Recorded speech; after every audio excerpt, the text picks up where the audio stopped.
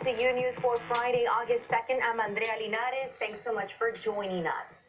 We begin with a historic day for the people of Puerto Rico. The governor, Ricardo Rosselló, is set to leave office, but the big question, who will now take over? Puerto Rico's 3 million residents vowing to hold everyone in office to a higher standard, refusing to accept any new governor that might be involved in the ongoing corruption scandal. Lorraine Cáceres brings us the latest on a major milestone for the island.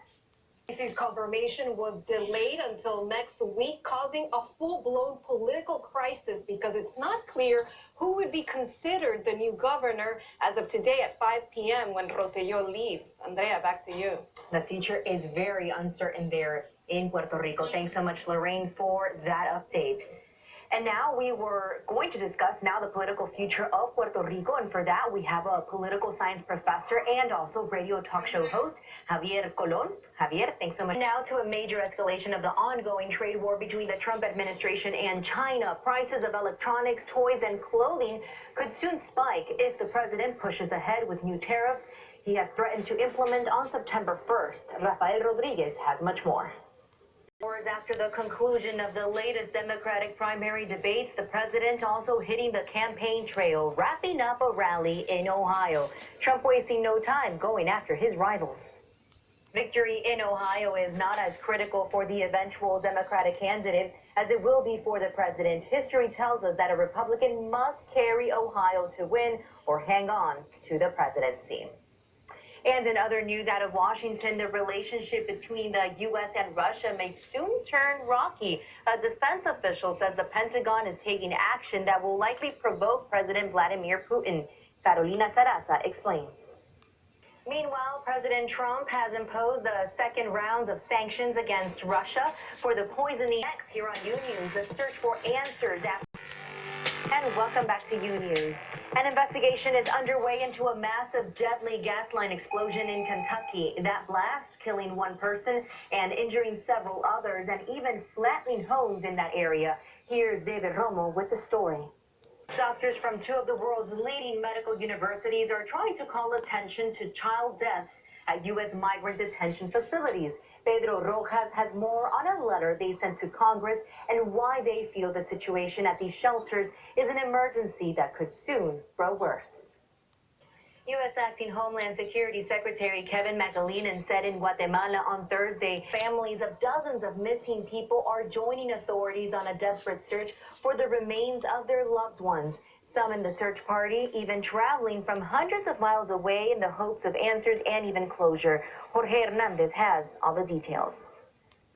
Many immigrant communities around the country have been living in fear as a result of the Trump administration's crackdown on undocumented immigrants. Stories of ICE agents tracking down migrants have circulated, but as Blanca Rosa Vilches reports, one group of volunteers in New York City is trying to turn the tables by keeping an eye on ICE agents.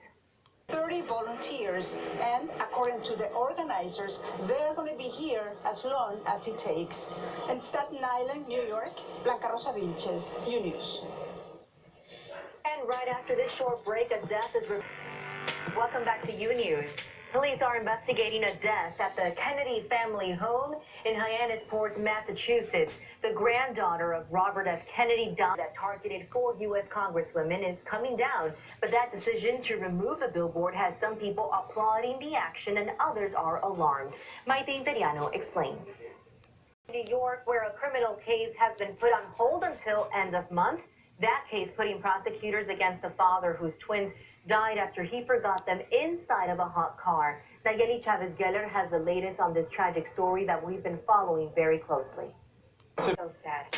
Up next, North Korea following from around the world. South Korea says it's monitoring the situation in North Korea, looking out. Shootouts in a shopping mall has shaken Mexico, this time in Jalisco, where 2 people are dead and 6 wounded. One of the victims now revealed to be a founder of one of the area's most powerful cartels. Giselle Robles brings us the latest.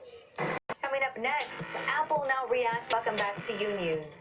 Scientists say a massive space rock hurtling toward our planet is actually nothing to worry about. The asteroid is said to be larger than the Earth. A major announcement from a major home improvement retailer. Lowe's says It's laying off thousands of workers. They include Pete Sarasa, who's standing by with a preview of everything coming up next in the following hour of Unews. Scotto, happy Friday, and what do you have for us?